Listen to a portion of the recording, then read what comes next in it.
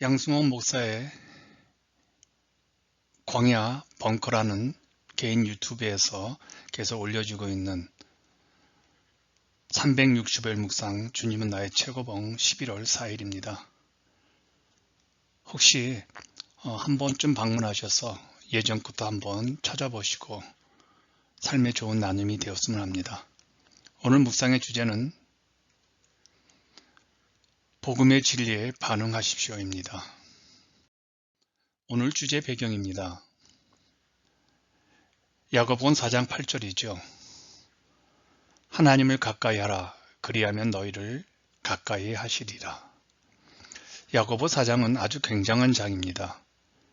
여러분이 한번 진지하게 묵상하시면 매일 읽을 때마다 새로운 영적 기운을 발견하게 될 겁니다. 오늘 묵상은 어제 묵상과 연결됩니다. 우리가 주님을 위해 살기 위해서는, 주님의 종이 되기 위해서는 나의 모든 것을 하나님께 드리러 결단하고 기꺼이 스스로 깨어져야 한다는 것을 어제 우리가 나누었죠. 챔버스는 계속 하나님과 관계를 맺으라고 도전을 합니다. 하나님과의 관계는 우리의 모든 권리를 그분께 양도할 때 시작이 되어집니다. 우리의 반응에 따라 많은 것들이 달라집니다. 하나님께서는 우리에게 구원 사역을 베풀어 주셨습니다. 이제 하나님의 이 영광스러운 일에 대하여 우리가 어떻게 반응하느냐는 매우 중요합니다. 이런 말이 있습니다. 존재하는 것과 사는 것은 다르다는 겁니다.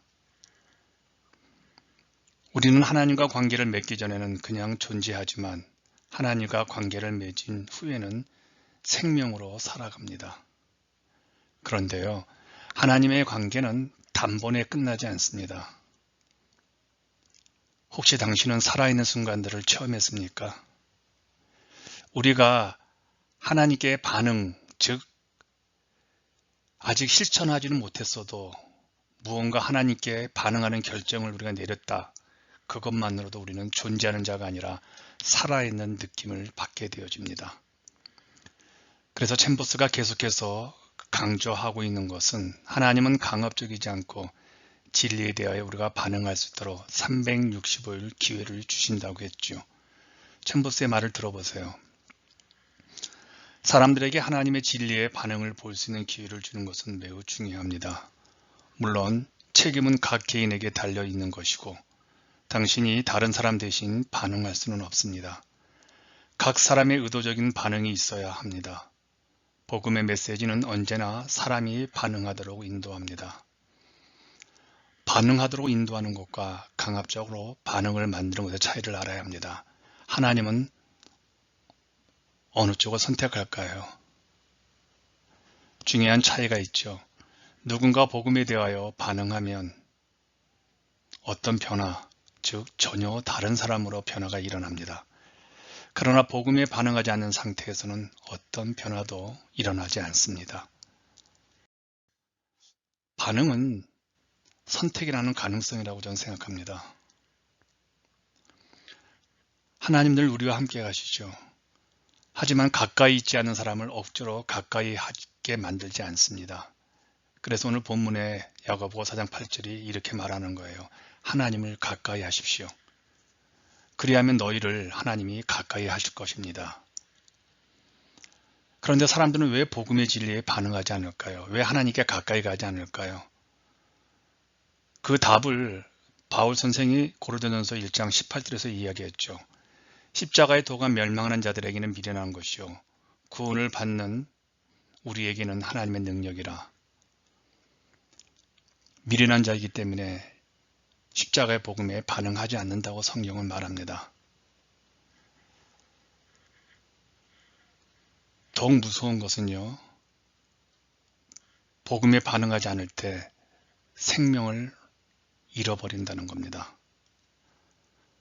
그러므로 반응이란 어떤 기회가 주어졌을 때 선택할 수 있는 무한한 가능성이라는 것이죠.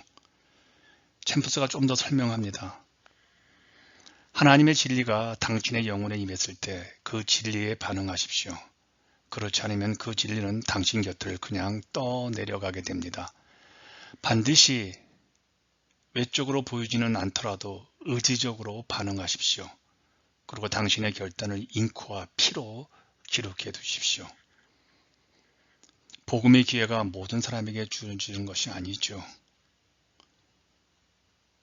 어떤 사람들에게는 복음의 기회가 들을 수 있는 기회가 주어지고 어떤 사람에게는 한 번도 복음이 전해지지 않을 때가 있습니다.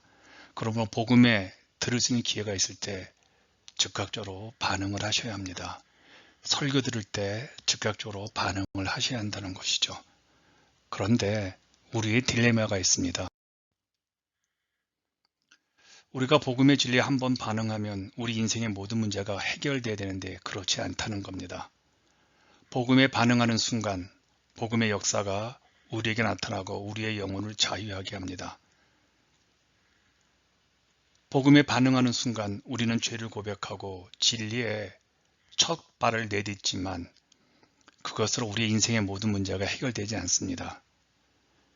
경험적으로 연약한 우리는 이 세상에서 다시 후퇴하고 옛날로 다시 돌아가고 또 다시 말씀대로 살기 위해 또 노력을 하죠.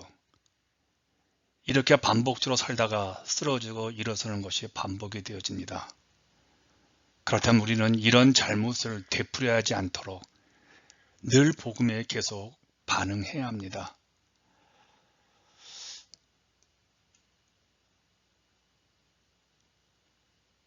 복음에 계속 반응하는 거, 이거를 회개라고 합니다. 그래서 진정한 변화는 저는 회개라고 생각합니다. 복음 앞에서 신자들의 올바른 반응은 끊임없는 회개이죠. 복음이 우리를 변화시킬 때 우리의 올바른 반응은 지속적인 회개입니다. 그래서 변화가 회개라는 겁니다. 넘어지고 일어서는 이 회개의 과정을 통해 우리는 주님의 모습으로 느리지만 점차적으로 강력하게 확실하게 변화가 되어지죠. 그래서 우리는 주님과 관계를 맺고 사는 것이 이례적이 아니라 매일매일 지속적인 이런 회개하고 돌아오는 이런 친밀한 관계를 통해서 어느 날 우리가 주님을 닮아가는 변화를 경험하게 되어집니다. 그래서 성경에서는 주님께서 우리에게 오라고 초청을 하시죠. 마태복음 11장 28절에 이런 말이 있습니다. 오라. 이 단어는 관계를 맺자라는 뜻입니다. 즉 주님께서 자신과 관계를 맺자는 우리들 향한 초청이라는 겁니다. 주님과 관계를 맺는 순간에 하나님의 생명이 초자연적으로 즉각 우리에게 임하기에 이때부터 이 세상의 마귀 세력이 우리에 대한 소유권을 갖지 못하기 때문에 힘을 잃어버립니다. 우리가 주님께 나아가 진정한 관계를 맺는 순간 주님이 우리를 붙잡아 두신다는 겁니다. 결국 우리가 복음에 반응하는 것은 이례적인 사건이 아니라 계속적인 결단이며 계속해서 주님께 연결되어 있을 때 주님은 우리를 붙잡으시고 세상의 모든 악한 세력으로부터 우리를 지켜주십니다. 주님의 진리가 임할 때 그 진리에 반응하십시오. 그러면 주님의 능력이 우리 안에서 우리를 세상의 모든 유혹과 어려움으로부터 붙잡아 주실 것입니다. 이제 당신이 신앙 고백하고 실천하기입니다. 한번 물어보십시오. 당신은 하나님의 관계가 과거의 일입니까? 아니면 오늘도 지속적인 관계 안에서 살고 있습니까? 당신이 실천해야 할 가장 중요한 결정은 하나님께 모든 권리를 드리기로 결단하는 겁니다. 혹시 다른 사람들과 당신이 어울려 살아갈 때 무엇이 당신으로 하여금 하나님과 관계를 맺지 못하게 만듭니까? 당신은 하나님과 올바른 관계를 맺기 전에는 그냥 존재하는 자입니다. 그러나 하나님과 바른 관계를 맺은 후에는 생명으로 살아가는 것이죠. 오늘 하루도 주님과 올바른 관계를 맺기 위해서 갈등하고 넘어졌지만 다시 일어서는, 그리고 어느 날 세상이 감당할 수 없는 사람으로 변화되어질 여러분들을 응원하겠습니다.